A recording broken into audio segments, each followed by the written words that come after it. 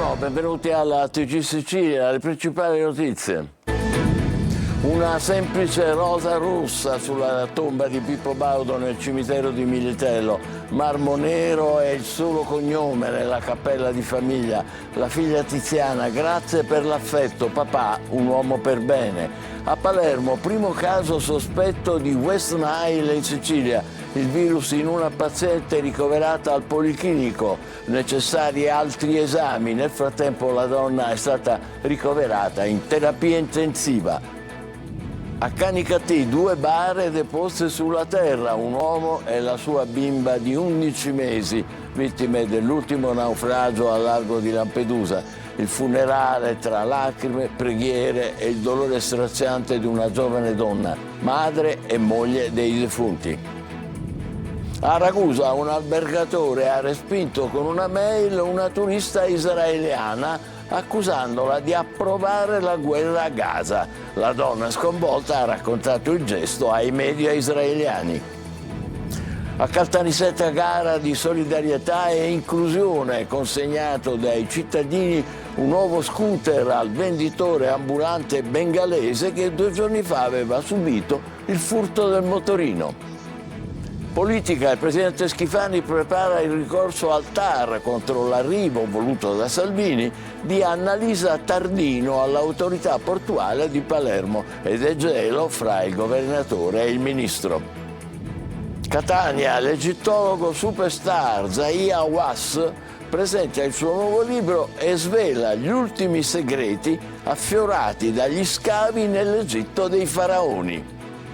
Calcio, ultimi giorni di lavoro per il Palermo prima dell'esordio di sabato in campionato al Barbera contro la Reggiana.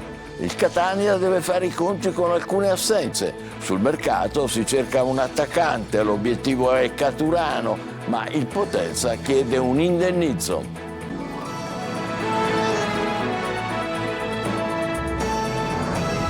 Trovati a Militello, marmo nero è solo il cognome nella tomba di famiglia al cimitero dove da ieri riposa Pippo Baudo. Il ringraziamento della figlia Tiziana per tutto l'affetto dimostrato a papà, dice, un uomo per bene. Lorena Dolci. Adesso riposa davvero qui nella cappella di famiglia nel cimitero di Militello in Val di Catania, accanto al padre e alla madre, secondo le sue volontà. La tomba della famiglia Baudo si trova alla fine del viale centrale di questo cimitero che si affaccia sulla piana di Catania e sull'Etna, ma in posizione un po' defilata. Chi vuole rivolgere l'ultimo pensiero però la trova. Un pensiero per lui, sì, perché è un grande di Militello e noi siamo tutti con lui. Speriamo che dove è andato riposi in pace, che sia bene e che ci sta guardando anche. Solo il cognome, Baudo, nessuna foto, marmo nero e porta blindata a mantenere riservo dopo una vita alla ribalta. Sui gradini le corone dei familiari e della devota assistente Dina. Rientrata a Roma, la figlia Tiziana ringrazia per tutto l'affetto e il calore dimostrato alla straordinaria persona che era mio papà, personaggio televisivo e uomo per bene. Spenti i riflettori, scomparsa la folla, cala il sipario su quel grande show che è stata la vita del re della TV, il Pippo Nazional Popolare. Un grande palcoscenico, quasi una festa di popolo anche ai funerali, 300 dentro la chiesa di Santa Maria della Stella, 2000 fuori, maxi schermi e VIP, amici veri, Albano, Gigi D'Alessio, Lorella Cuccarini. Il successo non basta a riempire il cuore, ha detto Giulio Albanese, il padre spirituale che aveva raccolto le sue parole. Un cuore grande e generoso come quello del presentatore siciliano hanno ricordato i tanti artisti scoperti e lanciati, ma anche tanti cittadini. Sul registro della memoria uno di loro ieri ha scritto: ora organizza un grande spettacolo da lassù. Palermo, sorge un caso sospetto di West Nile al Policlinico, è il primo in Sicilia, una paziente sotto osservazione. Ci saranno nuovi esami per accertare se si tratta effettivamente dell'infezione dovuta alla puntura di una zanzara. Marco Gullà. I sintomi sono quelli dell'infezione da West Nile. Il caso, al momento sospetto e non confermato, in attesa degli esami, riguarda una paziente di 77 anni ricoverata al Policlinico di Palermo per diverse patologie.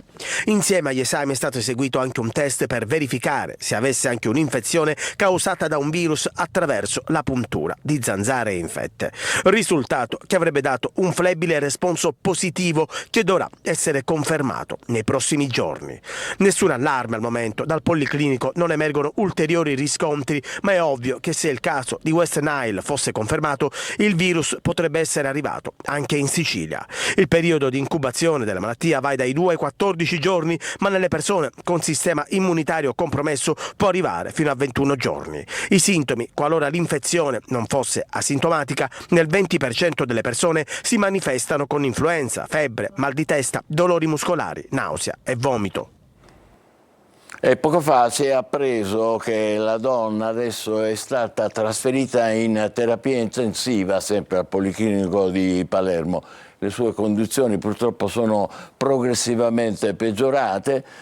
Dall'ospedale fanno sapere che l'anziana è affetta da una patologia autoimmunitaria in grave deperimento fisico e le sue condizioni cliniche sono progressivamente deteriorate. Sul virus West Nile ascoltiamo adesso il professor Francesco Cascio, infettivologo del Policlinico di Palermo. Nessun allarme per questo caso sospetto di malattia di West Nile presso il Policlinico di Palermo. Avere la certezza che nel caso specifico il paziente abbia realmente contratto l'infezione da virus West Nile, bisogna aspettare i risultati della biologia molecolare e io mi sento di dire che al 99% saranno negativi. Teoricamente la malattia potrebbe essere presente, potrebbe accadere, casi potrebbero verificarsi anche in Sicilia, casi che nella maggior parte delle volte saranno casi asintomatici, quindi persone che potrebbero essere infette senza presentare alcun sintomo. In qualche caso potremmo assistere a sintomi neurologici. A Canicattì 2 bare deposte sulla terra, un padre e la sua bimba di 11 mesi abbracciati per sempre, idealmente dopo il recente naufragio al largo di Lampedusa. Un addio tra lacrime, preghiere e il dolore straziante di una giovane donna. Davide Sardo.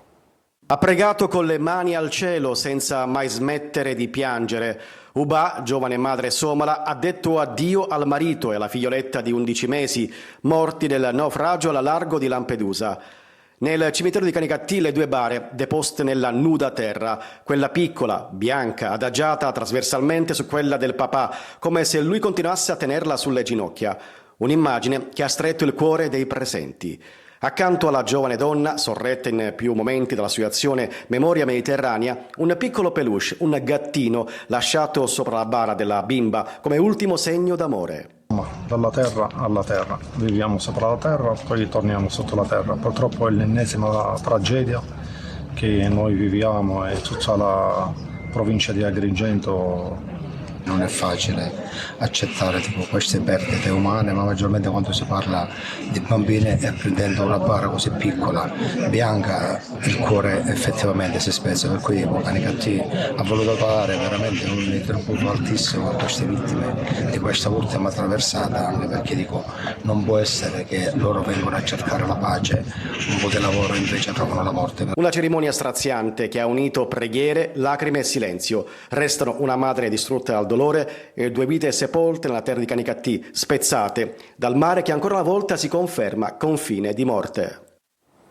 Stanotte la nave dell'ONG Mediterranea ha soccorso 10 persone che erano state gettate in mare a 30 miglia dalle coste della Libia da un gommone di tipo militare che si è subito allontanato a gran velocità.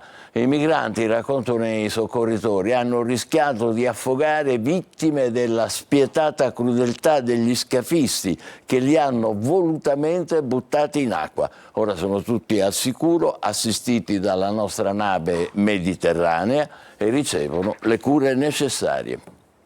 Ucciso a Cava d'Aliga, nel Ragusano, un 35enne magrebino. L'uomo da anni, bracciante agricolo nella zona, è stato colpito a coltellate nel corso di una violenta lite con un connazionale che poi è fuggito. Il presunto responsabile è stato presto rintracciato e sottoposto a fermo. Movente, ancora in fase di accertamento, contrasti di natura familiare. Ragusa, se approvi la guerra a Gaza, prenota altrove. Un albergatore ha respinto così, con una mail, la turista israeliana che aveva riservato una camera per settembre. La donna sconvolta ha raccontato tutto ai media israeliani. Veronica Barbarino. Se ritiene che il suo governo stia agendo in modo appropriato a Gaza, la preghiamo di cancellare la prenotazione e di rivolgersi altrove. Se invece è sconvolta dagli eventi, saremo felici di accoglierla.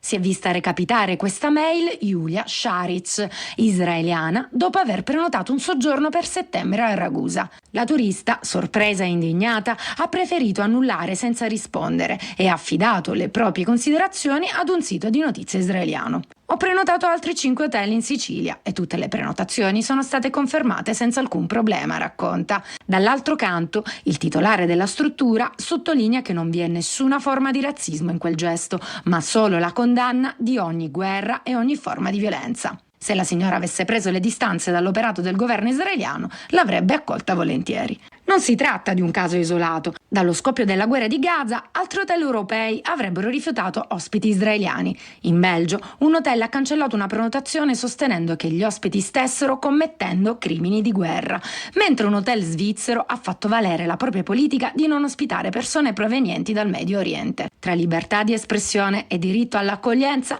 il confine è quindi sottile e si rischia che il turismo diventi terreno di scontro politico. Una storia in qualche modo opposta di solidarietà e di inclusione arriva da Caltanissetta. Un venditore ambulante di rose, bengalese, 2 giorni fa aveva subito il furto del suo scooter. Ebbene, i cittadini gli hanno subito comprato un nuovo motorino. Rita Cinardi.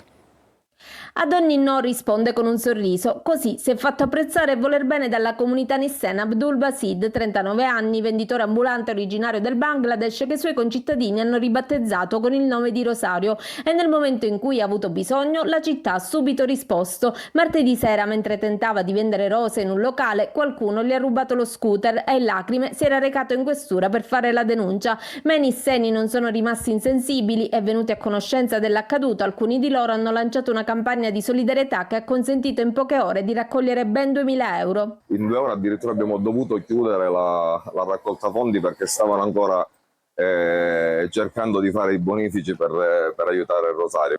A contribuire anche una famiglia nissena proprietaria di una rivendita di moto e ricambi che questa mattina ha consegnato lo scooter elettrico nuovo di Zecca. Insieme a mio padre abbiamo deciso di metterci in gioco anche noi. Abbiamo deciso di mettere a disposizione lo scooter, regalato un casco.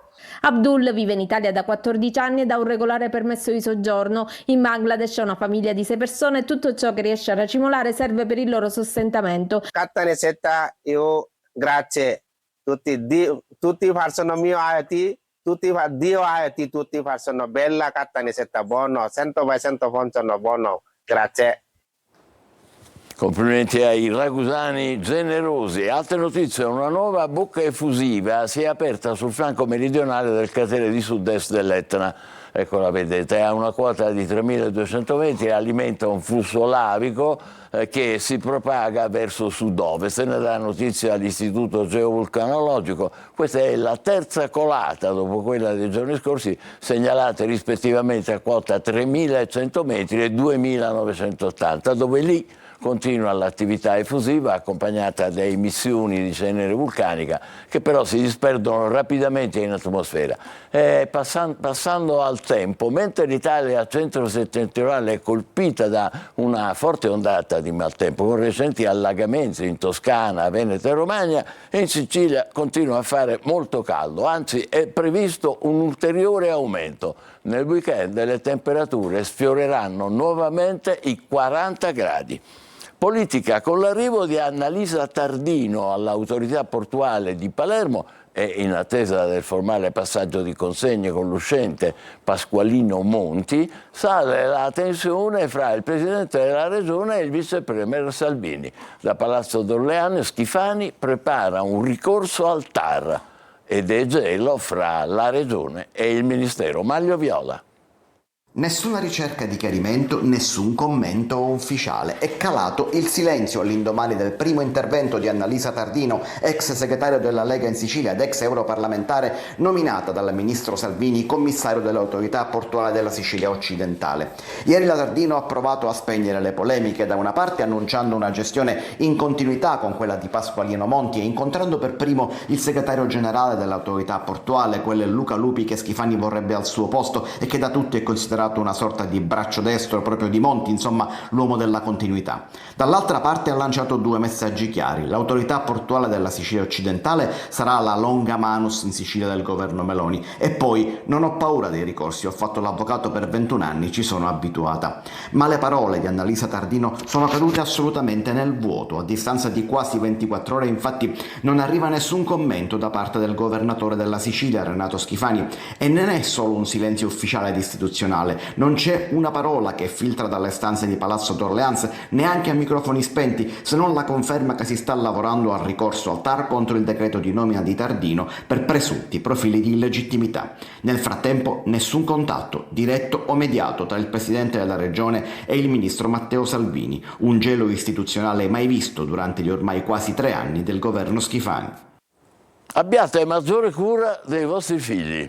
A Catania non si è ancora spenta l'eco dell'appello di Monsignor Renna ai genitori, che già l'arcivescovo pensa a incontrare le famiglie. L'appuntamento a settembre, in occasione del giubileo dedicato appunto alle famiglie e ai genitori nel santuario di Monpileri. Adelaide Barbagallo.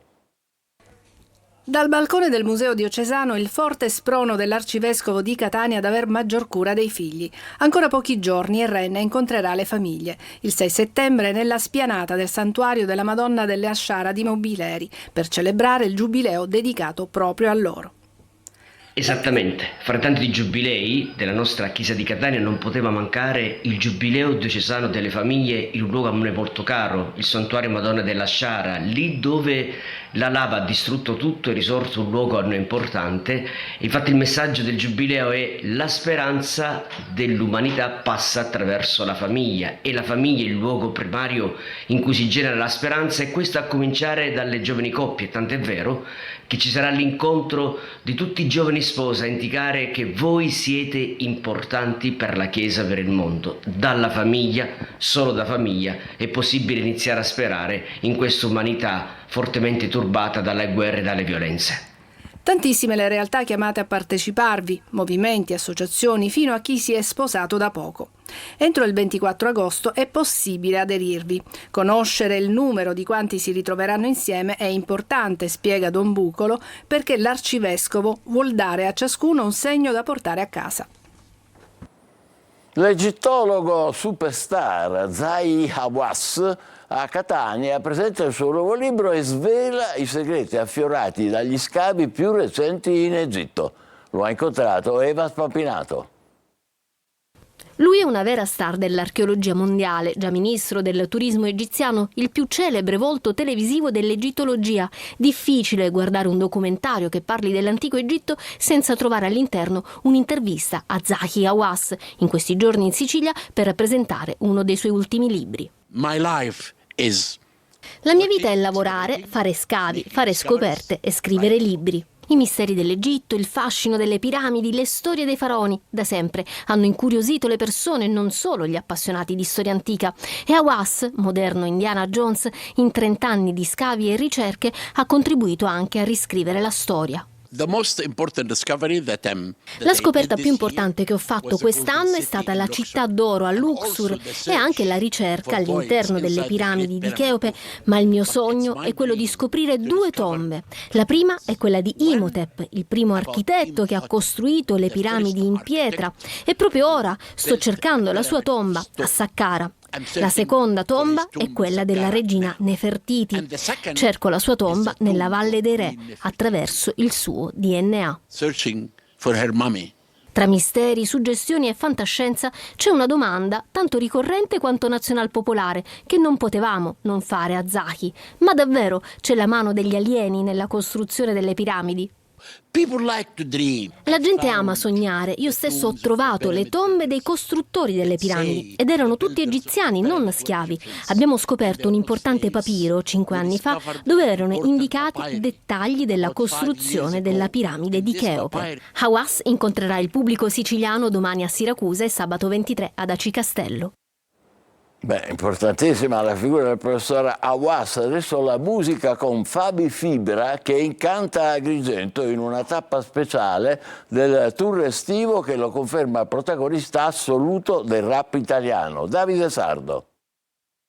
In Italia i campionati del mondo sono in Italia. Benvenuto in Italia.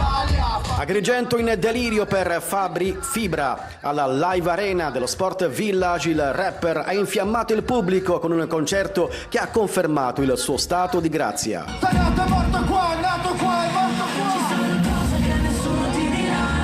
Ci sono cose che nessuno ti darà. Sei nato e morto qua. Una scenografia semplice ed evocativa, una musicassetta gigante che suona dentro un mangianastri, omaggio agli anni 90. Sul palco un repertorio senza tempo, da In Italia a Pamplona, da Applausi per Fibra a Stavo pensando a te, fino ai brani dell'ultimo album. Che cazzo ne sapete? Tra influencer e boomer, oggi il Führer farebbe lo youtuber. Se ti piace metti like.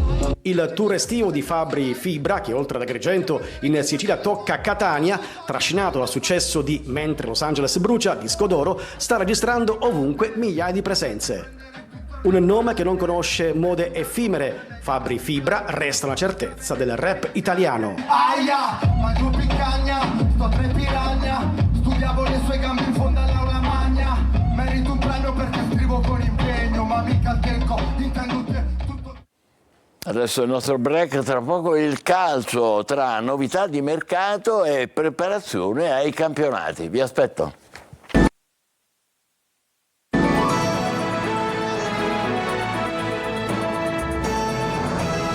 Ultimi giorni di lavoro per il Palermo prima dell'esordio in campionato di sabato contro la Reggiana. Alcune assenze in casa rosanero, ma Inzaghi, nonostante qualche piccolo dubbio, sembra avere in mente già la formazione da schierare al Barbera. Marco Gullà. Prove per la prima serata di gala. Il Palermo lavora in vista dell'esordio in campionato di sabato al Barbera contro la Reggiana. Pippo Inzaghi ha ancora dubbi di formazione, considerate alcune assenze in difesa e poi lo stato di forma di alcuni giocatori. Peda e Magnani out, la retroguardia sarà a 3, è composta da Ceccaroni, Bani e Diachité. I principali rebus sono sulla tre quarti. Brunori, al contrario di quanto successo a Cremona contro la Reggiana, dovrebbe partire titolare con Palumbo, Leduaron e Giasi a contendersi l'ultima maglia alle spalle di Poyampalo. Giasi appare favorito anche perché a Lozzini è stato l'unico a sfiorare il gol e a creare gioco in avanti. A centrocampo probabile ancora l'assenza di Gomez, pronto il duo Segre-Ranocchia sulle corsie esterne. Infine si va verso la conferma di Augello e Pierozzi. Di fronte ci sarà una Reggiana solida e che nel precampionato ha fatto molto bene. Mercato a breve l'ufficialità di Joronen e Veloli. Nel corso di questo fine settimana inoltre il Palermo definirà la situazione riguardante Magnani. Il difensore centrale, assente per motivi personali da oltre 2 settimane con permesso societario, a breve riceverà indicazioni circa la possibilità di proseguire la sua esperienza nel team rosanero. Qualora ciò non fosse possibile, la società sarà costretta a intervenire sul mercato. Il nome principale per un'eventuale sostituzione dell'ex Verona rimane quello di Vogliacco del Genoa. Sul mercato del Palermo il difensore Alessio Buttaro è stato ceduto in prestito al Foggia. Anche il Catania tra mercato e campionato, Toscano deve fare i conti con alcune assenze. Sul mercato si cerca un attaccante, l'obiettivo è Caturano, ma il Potenza chiede un indennizzo. Francesco Triolo. Il conto alla rovescia è scattato ieri con la ripresa degli allenamenti. Il Catania guarda all'esordio in campionato di domenica sera alle 21 al Massimino contro il Foggia. Il tecnico Mimmo Toscano deve fare i conti con la situazione a centrocampo, che di certo non è semplice. Le squalifiche di Martic e Quaini non aiutano, così come l'assenza per infortunio di Di Tacchio, che sarà assente sicuramente contro i pugliesi, visto che sta effettuando un percorso riabilitativo e la prossima settimana se ne saprà di più. Ci sarà invece D'Ausilio, che può essere una buona opzione per l'attacco. L'attenzione anche su Rolfini, l'ex del Vicenza, in dubbio, potrebbe entrare nella lista dei convocati, poi sarà Toscano a valutare l'eventuale impiego e l'eventuale minutaggio. Sullo sfondo dell'attesa per l'inizio del campionato c'è il calciomercato. Nelle intenzioni del DS Pastore sono 2 i reparti da rinforzare, centrocampo e attacco, con un elemento ciascuno. Per l'attacco c'è l'accordo con Caturano, che verrebbe a Catania di corsa, ma il Potenza, proprietario del cartellino, chiede un indennizzo per liberare un calciatore, comunque di 34 anni. Il Catania sta valutando, ma nel frattempo guarda anche ad altri obiettivi. Strizzolo è stato sondato, ma non rientrava nei parametri economici. Sta scemando anche la trattativa per Leonardi. Così si guarda altrove, così come per il centrocampo, dove sembrano tramontate le ipotesi legate a Tascone e Vallocchi. Noi ci fermiamo qui, altre notizie alle 20, grazie per averci seguito, buon pomeriggio.